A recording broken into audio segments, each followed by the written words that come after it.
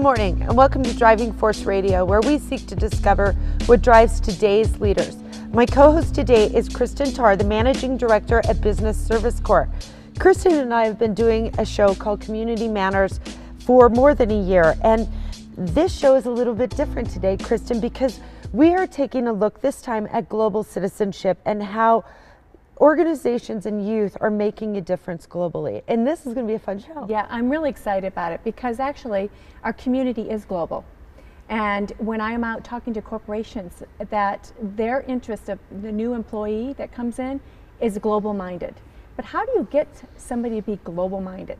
That's a really difficult description of how to do this. We're going to have a couple guests on today, and they're youth that will tell you how you can be a global citizen. I love that.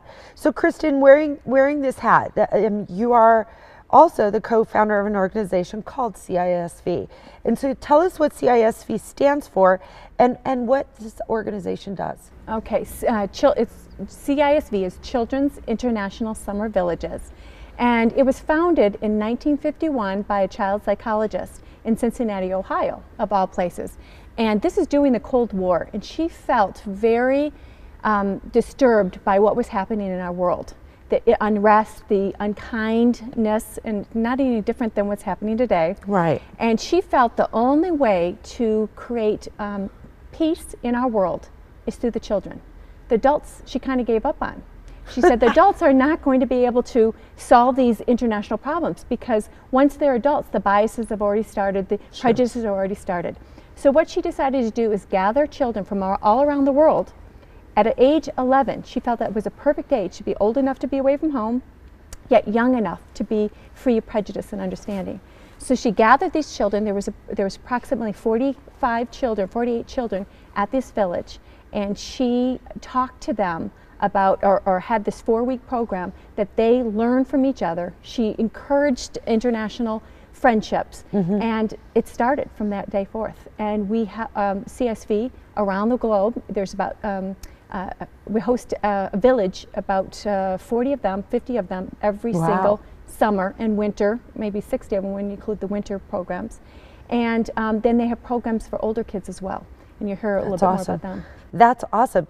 So, Cristin, you know, CISV really does provide this wide range of unique educational group activities and cross-cultural understanding in children and youth and adults, because obviously there are adults there, but how many countries does this involve and where does this take place? I mean, help us understand this bigger, broader view of CISV. So there's about close to 70 countries in the world that participate. And in the United States alone, there's, I believe, 22 chapters, and the chapters are basically cities that host different programs. And each of the villages, each of the chapters are required to host a village or a program almost every summer, if not every couple of years. So it's a requirement. So you have to, each particular chapter has to raise all the funding to host these children from all over the world. And Denver just hosted one this past summer. It was a fabulous experience. And you know, our family hosted a delegation from Brazil, which was really exciting and fun. Yeah. Absolutely. So Cristin, I know you have a very rich history with CISV. Can you talk a little bit about your engagement with the organization and what you're doing now with them? Yes, I'll be really brief because I want you to hear from our two guests. And that there's two, I started out when I was age 11. And at age 11, I was at an international village, and it was in Leeds, England. And believe it or not, I was the first child in my school, a student in my school that was ever on an airplane. So it was a big deal. It was a little while ago. And then I did a variety of different involvement throughout my teen years. And then I co-founded the chapter here in Denver. I was also a leader. I went down to Brazil and became a leader. And I ran the International People's Project, which is the adult version of CISV, where we gathered business people from all over the world to work on a social project here, community project here locally. So I do have a lot of history, and I really believe in this organization because global citizenship is who you are as a person. It's huge. I agree. So I am really, really excited to have two guests here. We have Jan Tarr. I happen to know him quite well. He's my son, but he also was nice is that he experienced the village experience that I experienced over 30 years ago. And we also have Taylor Garner, and she participated in 2 different programs, the summer camp, which I think they're calling something different now. Step Up. Step Up, thank you. And then also the interchange program. So thank you for coming today, both of you. So could you each tell us a little bit about your experiences and what program you were involved in? And Taylor, you can start. So this last winter I was fortunate enough to go on a Step Up or summer camp to Guatemala, and that was extremely exciting. There were 8 other countries there with me, and I was there for about 3 weeks. And then again this summer I was able to go on an interchange, which is a totally different program, to Prague with a delegation of 7, and then I was hosted by a girl who lived in the Czech Republic, and we got to know each other, and it was a brilliant experience. Great. How about you, Ian? Which one were you involved in? I went to Luxembourg for a month this past August, and I went there for a month with another boy, an adult leader, and 2 girls. And there was like Hungary, there was Philippines, China, Japan, Canada, Norway, and more. That's so fantastic. And I've been to many of these places, so I'm so excited to hear that. But Taylor, I have to ask you, Guatemala and Prague, you had a very fun summer, it sounds like. But, you guys are still really young. I have to ask this as a mom. Do you guys feel safe when you're over there? How does that work? Are you with a host family? Are you staying in hotels? What does that look like? So actually we are in a delegation, or at least when I was in Guatemala, we were in a delegation of 5. So there was a leader, and there's 1 other girl and 2 other guys my age.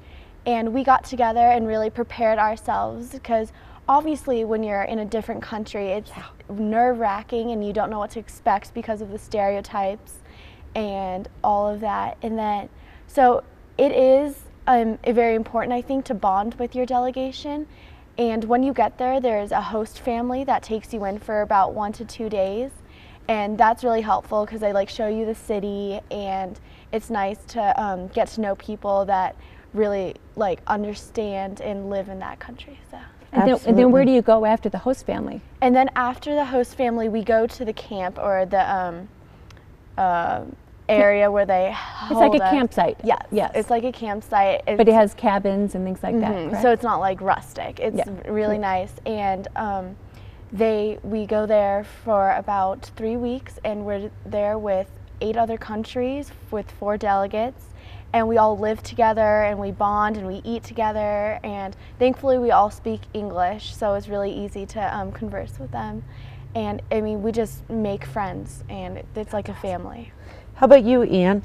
Did you have a host family, and how did that go for you? Yeah, I had a host family, and I went with my other delegate the first time, and we met up with people from Netherlands and places like that. And then we bonded before, and we always felt safe. And then we went to the camp, and we did the same thing. And then in the middle of camp, I went with a boy, Ken, from Japan. And then I met up with 2 girls from Philippines and China. And so there was no problem with the host families. We were all. So you had a host family at the beginning, and then you were at camp with everybody for 2 weeks, and then you were at host family again. Yeah. And that's when you went with Ken from Japan. I like it. And then did you make each other feel comfortable while you were at the village? Yeah, after the second homestay, we switched beds with our other delegates. So every night before I went to bed, there was a boy named Godin who slept above me in a bunk. And where was Godin from? China. And I said "wa an" to him every night before I went to bed, and that means good night in Chinese. And then he would say good night to me. So it just comforted us, and then we went to sleep. I love that. So Taylor, tell us how you prepare to go away when you're 14 years old, and you leave for 3 weeks to a month, and you head off into a country you've never been to, and how do you prepare, and how well did you get to know folks as you went along? I've never really had a big problem being away from my parents, but it was definitely extremely scary thinking that I was going to be in a totally different country without my parents, without much communication at all. And so it was really hard, and I really had to rely on my leader and my delegates. And then I realized as soon as I got there how all of the worries was kind of like a waste of time. And it was so great knowing that those people there were going through the same things. Like, a lot of them hadn't been to a summer camp and had been away from their parents before for too long. And we were all able to really relate to each other. And I mean, it took maybe 3 days to memorize all 50 of the names of the people. And I mean, these are hard names to to try and pronounce too. So it's just like a giant family. And it's, I mean, because there's no kind of stereotypes that are like, all of it is away, and like nobody labels you, so it's really easy to just like go up to people and like talk to each other, kind of unlike today's societies. Yeah. And maybe high school. Did you find that too, Anne? Yeah. It was easy to go, or were you scared when you had to get prepared to leave for a month? I wasn't really scared at all. I was prepared, and I felt like family with my delegation. And once we got there, the worries were just gone. I completely forgot about my family for a month. And what kind of things did you do for prepare for Village? Because the Village is a little different than summer camp. What type of things did you have to put together? Yeah, we had to prepare for our national night, which is like a night to show off our country. And we had to prepare a dance, which we did evolution of dance. And then we had to prepare a meal, and we had mac and cheese and hot dogs. Classic. That's perfect. And then we made goodie bags, and that had like beef jerky and bouncy balls to show like everything that our country loves. Like, I love beef jerky. And then we finally had to prepare booklets, which just showed a little bit more about ourselves and our country. So each delegation has a booklet that shows about, so the kids could take it home and share with the family. And he has booklets from 11 different countries all over the world, so he really continues on the experience with them. So I went to Village a long time ago, and I still have some vivid memories of experiences that I have and friendships that I made. What about all of you? What can you give me a friendship that you made, or that was really important, or activity that you did that you really remember? Taylor, yeah, my best friends were probably from Brazil, Guatemala, and Finland, and obviously these are nowhere really close to us, so it's really hard and being away from them. So I Skype them almost every week, and it's really nice to stay in contact, and nothing really changes between us even though we're back at home. And one of the activities that really I will probably remember forever is a disability activity where we were all given a different disability, and it ranged from like Siamese twins to not being able to use your legs to not being able to use your hands. And I was given muteness, or not the ability, I was not able to speak for the entire day, and it was an extremely eye-opening experience, because you're always sympathetic towards people with disabilities, but you never really know what they're going through and how hard it is until you actually experience that. And so I thought it was like a great way to really feel for those kind of people, and it was, I mean, I'll remember it forever. Yeah. Sure. And I remember you telling me a story about going to, Guatemala is one of the poorest countries in the world. Yeah. And you went to a, they call it a nutrition center, or a nutrition place that you went and helped some children. Can you share that a little bit? Well, yeah, I went with an organization called Educa while I was there in Guatemala. So it was all of the campsite came with us, and all the kids came with us. And we went to a really, really poor town called Comapa in Guatemala, and we went with Educa, which helps malnourished or malnourished children. And we went there, and it was, for a second you just have to like take it in, because when we first got there, we saw their drinking source, and it was just a lake. And I mean, it was not filtered, it was not cleaned or anything. And you would see the women going out with their water jugs, and they'd fill it up, and you'd be like, well, aren't you going to get sick from that? And I mean, that's their reality, so it's really hard. And also, we made sandwiches before we went there, and then we gave them out when we got there. And it was amazing because they would only eat about a quarter of the sandwiches, and we'd be like, what's the matter? You can have all of it. And they'd be like, I'm sorry, I have to save it for my family. Yeah. So, I mean, it's like you're never going to forget something like that. Yeah. It's just like my reality. I mean, that's not even close to it. Like, I take my faucet for granted all the time, and I never think about how lucky I am. And that creates a global citizen. Yeah. So. Yeah, absolutely. I hear what you're saying. When I was in Africa, it was the same thing about sandwiches and food, and they would save it too. And it's tough to watch it, but it makes you appreciate everything you have here. Ian, what about you? What was the most moving part of your journey? Well, I made a lot of friends, but there was one activity that I'm probably never gonna forget about, and and it's changed my mind forever. Tell us. And so one morning, I got woken up a little bit before everyone else, and they put me in another room. And then with some other people. Yeah, and there was 12 people there with me, and I was wondering what was going on. And then at breakfast, I went down, and we had like the best meal they made. It wasn't the best, but it was awesome. And we looked at it, and we were separated, and we looked at the 36 others, and they just had small pieces of stale bread. And then for the rest of the activities that we did, it was just, we always had the advantage and they always had the disadvantage.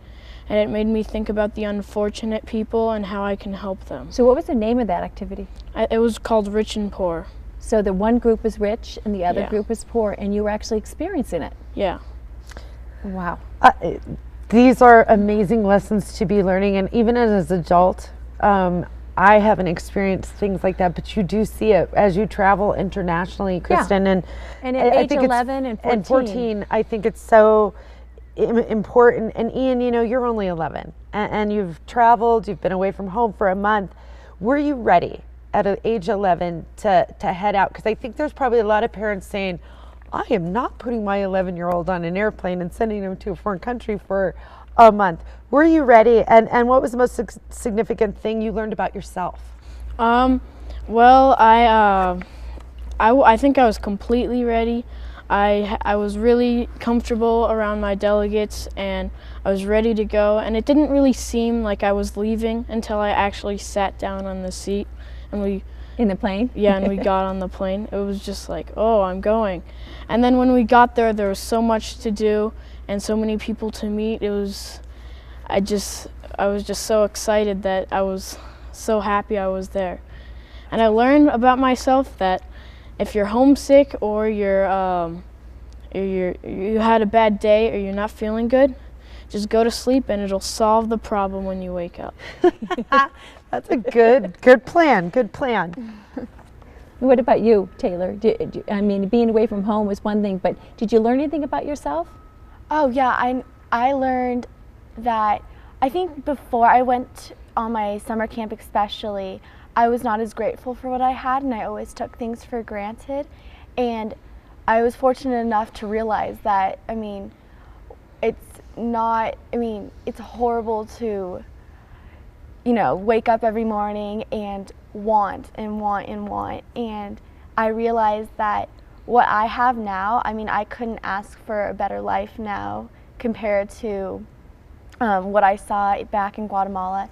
And so I definitely did come home a different person, and even the camp taught me not to judge people or put people in a box, like based on their stereotypes from their countries. Like Germany we always see as like Nazis and stuff like that, and never once did that come up, or did I think that when I was talking to the German delegates there.